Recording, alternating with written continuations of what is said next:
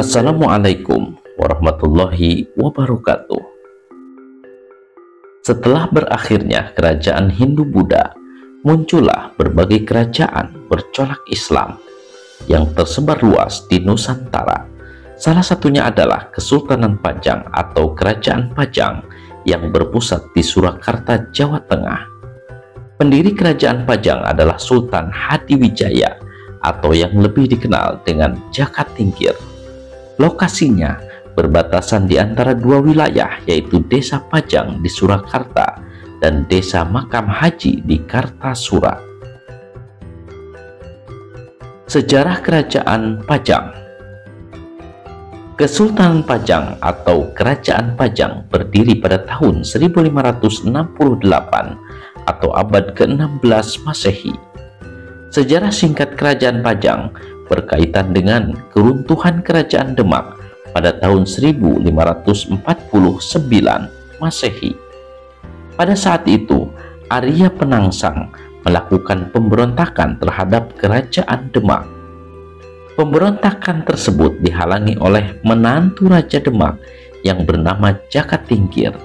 Bahkan, Arya Penangsang juga berhasil dibunuh menggunakan keris Kiai Setan Kober dari Sunan Kalijaga. Atas keberhasilannya tersebut, Jakatingkir menjadi satu-satunya pewaris tahta dari Kerajaan Demak. Namun pada tahun 1568 Masehi, pusat pemerintahan kerajaan di Demak kemudian dipindahkan ke daerah Pajang. Pemindahan pusat kerajaan ini secara tidak langsung mengubah Kerajaan Demak menjadi Kerajaan Pajang. Dengan dukungan Wali Songo, Jakatingkir akhirnya dinobatkan sebagai raja dari Kesultanan Pajang. Penyebab runtuhnya Kerajaan Pajang. Jakatingkir atau Sultan Hadiwijaya dikenal sebagai pendiri sekaligus raja terkenal Pajang yang memimpin sejak tahun 1568 Masehi hingga 1583 Masehi. Namun sayangnya, masa kejayaan Kerajaan Pajang ternyata tidak berlangsung cukup lama. Sekitar tahun 1582 Masehi, meletus pertempuran terjadi antara Kerajaan Mataram dengan Kesultanan Pajang.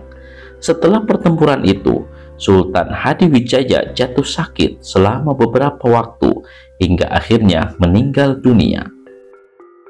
Kematian Sultan Hadiwijaya inilah yang menjadi sebab runtuhnya kerajaan Islam Pajang. Menantu Sultan Hadiwijaya, Arya Pangiri, dan putranya bernama Pangeran Benawa telah bersaing memperebutkan kekuasaan.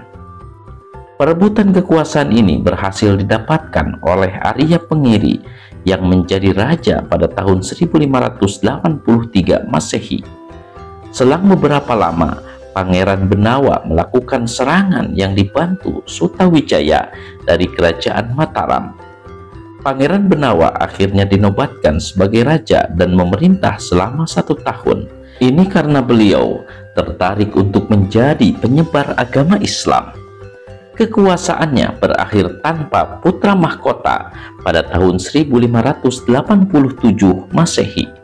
Riwayat kerajaan ini benar-benar hancur ketika diserang oleh pasukan Mataram pada tahun 1618 Masehi. Kehidupan politik Kerajaan Pajang.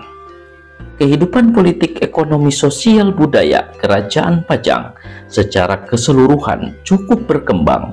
Dari segi politik, mungkin dipenuhi oleh sejumlah tokoh yang ingin balas dendam atau memperebutkan kekuasaan.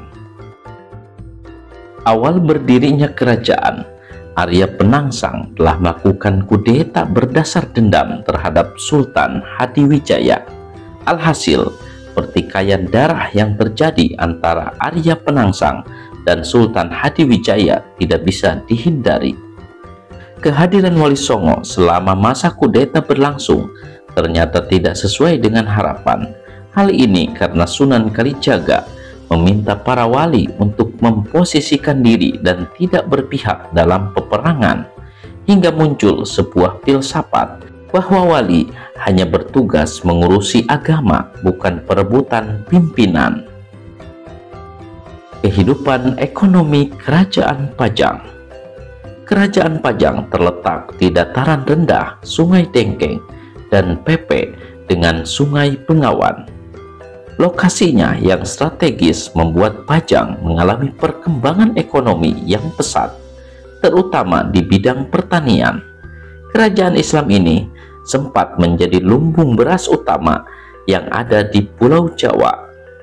Tak hanya itu, Pajang juga menjadi eksportir beras yang dikirimkan lewat jalur perdagangan di Sungai Bengawan Solo.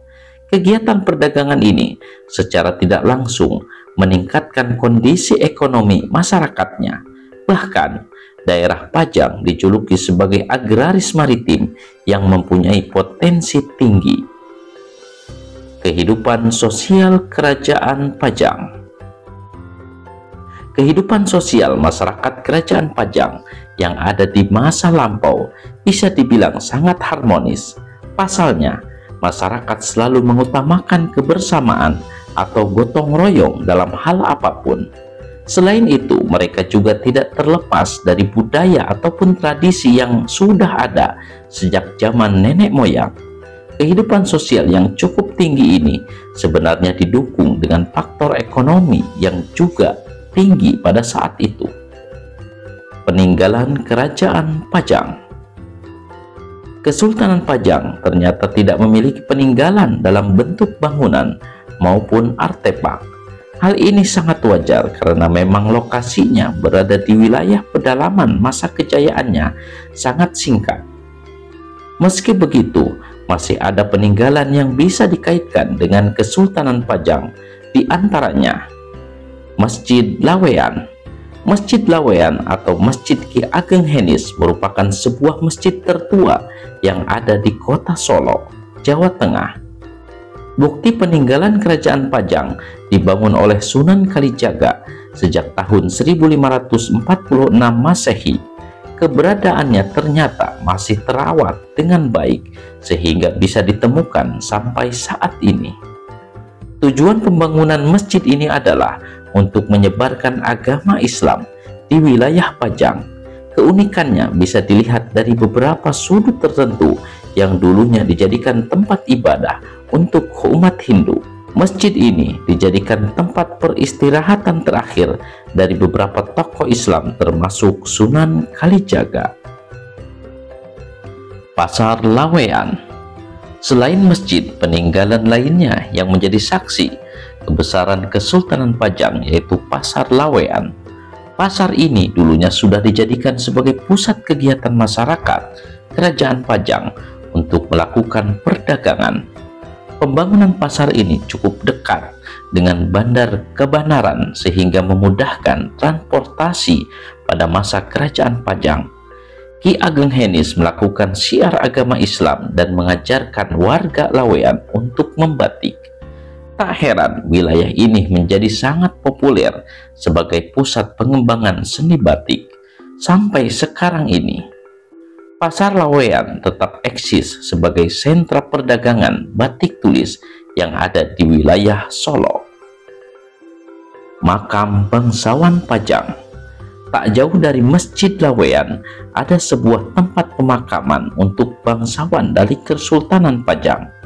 Tujuan dibangunnya makam ini yaitu sebagai bentuk penghormatan terhadap keluarga, kerajaan, dan bangsawan yang sudah sangat berjasa di masa lampau. Selain itu, dalam komplek pemakaman ini juga bisa ditemukan makam keluarga dari Keraton Surakarta seperti Putra Pakubuwono IX, Pangeran Wijil I Kadilangu, Permaisuri Pakubuwono V, dan masih banyak lagi. Bandar Kabanaran. Bandar Kabanaran merupakan sebuah bandar peninggalan Kerajaan Pajang yang sangat penting.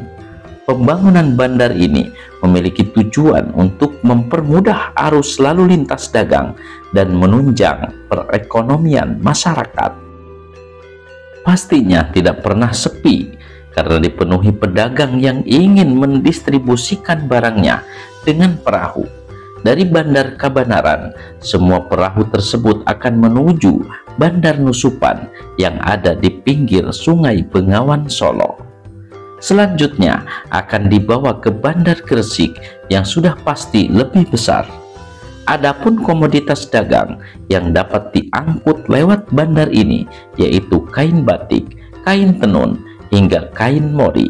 Sekarang ini lokasinya terletak di Kampung Kidul Pasar, Kecamatan Lawean, Solo.